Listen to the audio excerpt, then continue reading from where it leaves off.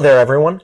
My name's Noah Parisi, and I want to share with you today one of the best pieces of social commentary and indeed of social comedy that I've seen online for a good while. What I'm talking about is this little post from X here.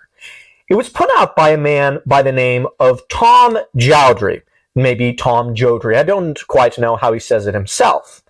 But at the time of looking at this now, it has 29.8 million views. So you can properly say that it's popped off. What it was a little picture of an essay that he got turned into him by one of his students. And the caption is written thus: "Undergrad writing has gotten so bad. Look what one of my students turned in." And he proceeds to give out this little piece of paper in the old MLA citation that all of us are mightily familiar with. And it's covered over in red. Little crosses out here and there of things like the word man, things like the word he, saying oppressive, hegemonistic, overtly sexist, and all sorts of things. A mighty critique.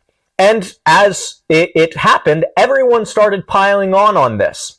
Some people were raving on the right, saying, oh, look at how terrible the college students, the college professors have gotten these days. And then on the other side of the aisle, you had all kinds of people coming out of the woodwork to say, oh, what bland, what empty, what vapid writing that has no substance in it and is merely empty words placed upon the page. But, and this is the moment of greatest irony, this is the moment of greatest humor indeed. Everyone came raging and everyone came protesting, as we're so apt to do in this modern day. But in this moment, we found the sheet pulled out from under us, and the person whom we were berating all along was merely playing the jester in the court. Why? Well, see, this wasn't an undergrad student at all. This was actually an excerpt from The Open Society and Its Enemies, a book by Karl Popper. It was actually one of the opening phrases in that book. And the funny thing about that is that it was a work which has been extolled as one of the highest works of political philosophy in the last 100 years.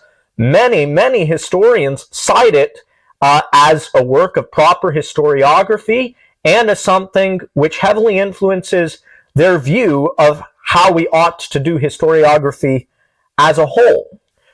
And do you know what shocks me most about this little prank that Mr. Jowdry pulled, this little witty jest, this little dagger of humor that he thrust into the heart of X yesterday? It's mainly this, that thousands upon thousands upon thousands of us, me included at one point, poured into the comments section and looked at this mighty work of political philosophy, and then started piling on, critiquing everything from the grammar to the content to the theses and everything else about it. Here were we erudite and sagacious fellows of the internet, piling on to this great work of literature and saying how much better we could do. People in the comments section were saying, I've written better in my high school classes. When I was a freshman in high school, I would never have dared to turn in a paper like this. And ultimately, at the end of the day, preening ourselves upon our incredible profundity of thought, we found ourselves the fools at the end of the line, and the finger of mocking pointed directly in our face. In analyzing this quote now, because I think it strikes upon a lot of chords about how society is functioning as a whole right now, there are three main little strands that I want to pluck out from why this little quote strikes so deeply at our society. And the first is that it points a note towards what I call the death of satire. See, as things have gone forth in their political polarization over the last decade as the cultural sides in America have come to more and more of a pitched battle, and there's more of an agitation and frustration with both sides of the aisle. We've come to a point where we cannot laugh anymore. And whenever someone actually makes something of satire, we immediately think that it's absolutely true. Why? Because the satire in our day has become so tame in comparison to the actual things that we see happening in the world. Take, for instance, someone like this woman here. I hate this! I hate what you've done to us! Now, if you were to put up a news story saying person screams in court, some people might squint their eyes and wonder whether it's a satire. But the fact is that things like that are happening at every corner of society and in every public setting that we have. And so if Jonathan Swift, for instance, the brilliant writer from England, wrote something like his Modest Proposal, which was a satirical piece meant to mock the House of Lords and the House of Commons, saying, "Behold, I believe that we shall have to eat our babies in order to survive as a nation." And then the conversation proceeds, well, shall we eat the babies roasted? Shall we eat them boiled? What about fried in oil? And he wrote that as a piece of satire. And yet, a while back, we had a woman who was saying we need to eat all of our babies for climate change. And that was something that went viral in the news as well.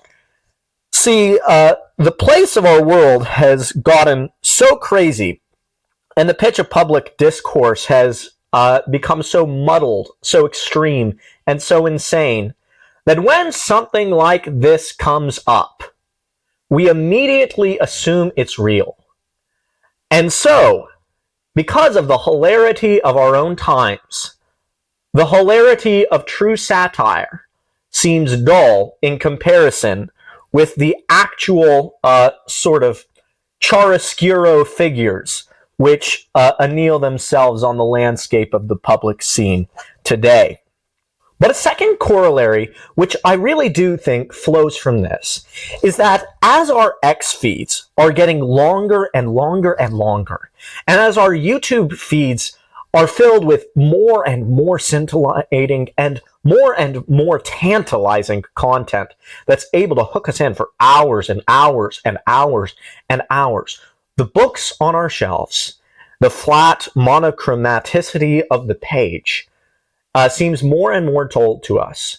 And so as a people, we're becoming more and more unlettered, more and more unread, and more unlearned, which means that whenever someone is going to quote something of immense complexity, something which has years upon years of scholarship backing it up, something which has a long footnote trail, then immediately whenever we hear their arguments, in the social media feeds, it's really easy to overturn these complex arguments just by means of a well-placed "yo mama" or something of that sort. So for instance, here's one of the people who responded to the quote. This is a youth adult fiction author. Her name's Jocelyn Beard.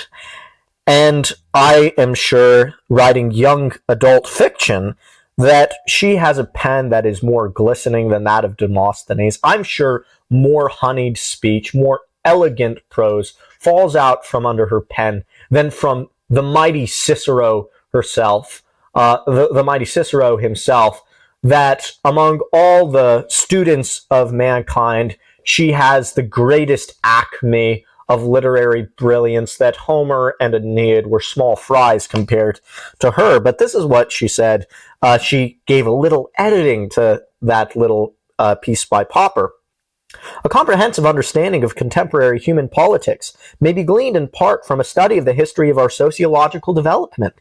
Fixed it It's still blue book blather, but it's slightly more readable. Please pass my contact info on to your student and tell them my rates are reasonable. I hope she's doing well, but I don't think that she's right to say that. But it does point to something, which is that as we become more unlearned and more unread and more unstudied as a society, we are more apt to just give up our minds to the crowd as a whole. See, here's what happened with this quote. Jowdry took this little piece of writing, which is one of the most influential pieces of writing in political philosophy of the last 100 years, and all he did was put a bit of red pen across it and then said, my undergrad student. And just by this little bit of editing, he was able to transform something which many people found to be greatly influential, to be very eloquent indeed, into something that was of high school quality. With this little bippity boppity boo and a flick of the magic wand, he was able to cast a spell on everyone, to say, on every side of the aisle, to get them to say, you know what? I could write better in any of my high school papers. And that's what happens in our society today. And what this reminds me of is what George Orwell said in 1984, that in a society like the totalitarian government under Big Brother, every record has been destroyed or falsified, every book rewritten, every picture has been repainted, every statue and street building has been renamed, every date has been altered, and the process is continuing day by day and minute by minute. History has stopped, and nothing exists except an endless present in which the party is always right. And in our day of expanding social media feeds, in which the persuasive power and the evocative force of the crowd, the mob, becomes ever and ever greater, we lose any capability of saying that a writing, or to take it a step further, a moral system, a moral action, is good or bad, save that we look horizontally and we look to see what everyone else is doing, to say, do they say it's right? Do they say it's right? And so we outsource our morality, our aesthetics, and everything else to the sum, value, and the average of the crowd as a whole. And what's more is that I think that this points to something that's greater and more epistemic in our culture as a whole, that doesn't just happen on social media. I think that has happened across our institutions. That over the last 100 years, we've made this canon of how we ought to write papers. And that's really not a canon that has existed for all that long. Probably at the most, it's existed for 100, maybe 200 years since the German educational system, but it's not that long.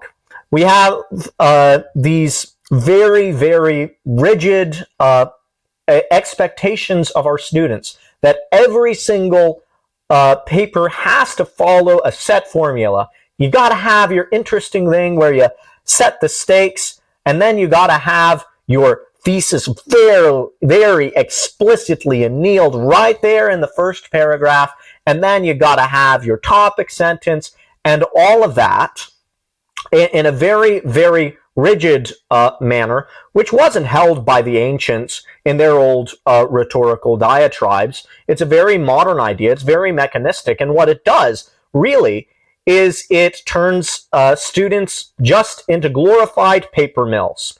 And that, perhaps, is why all of the writers of our generation shall find themselves going obsequiously unto their sarcophagi as ChatGPT rakes all of the dust of the earth over their dead bodies.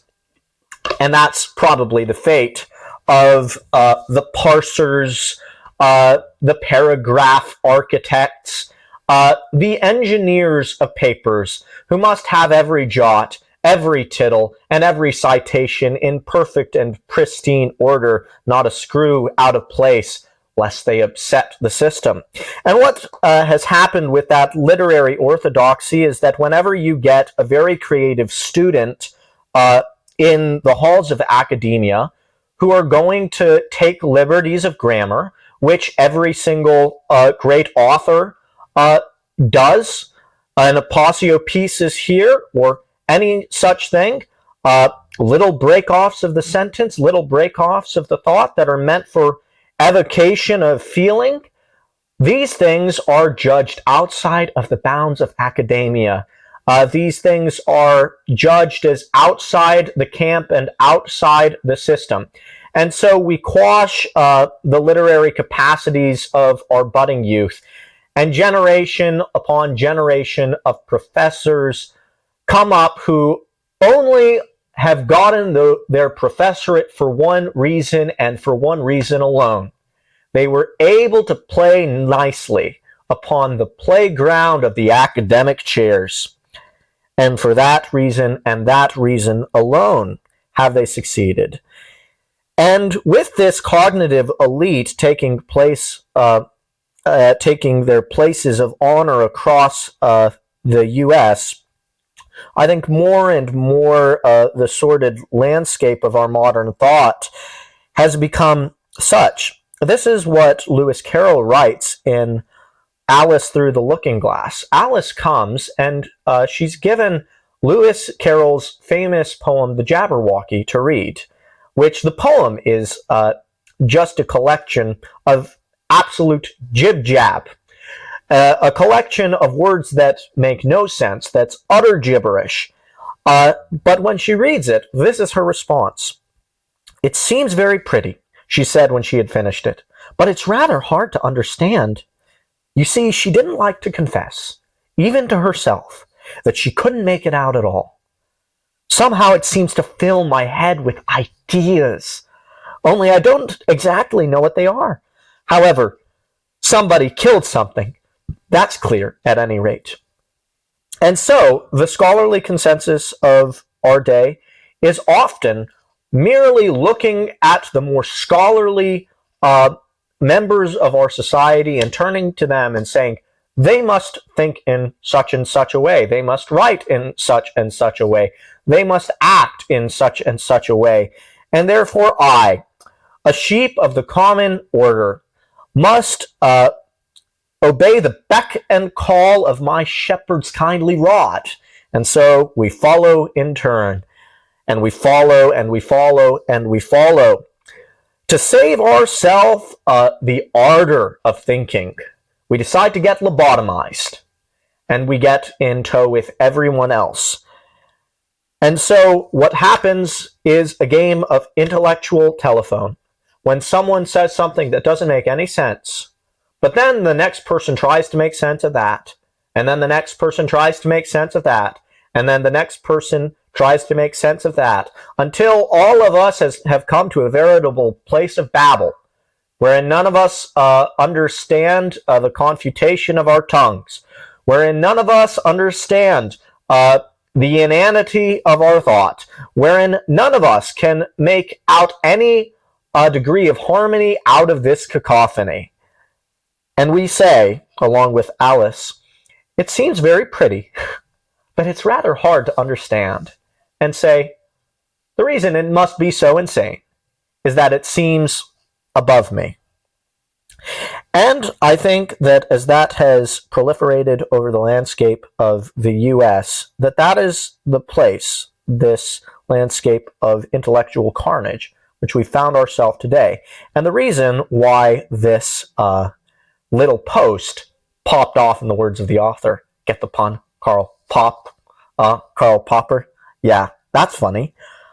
The reason why this popped off was because it showed us a bit of this, that in the actual post it represented the overbearing people who have played this intellectual game of telephone for all too long. And then, when we turn to the anagnorisis and realize that we were the ones in the wrong, we understand what's actually at fault and realize that we are indeed the men who are muddled in our thoughts. And so I guess I'm going to leave you there. Have a lovely rest of your day.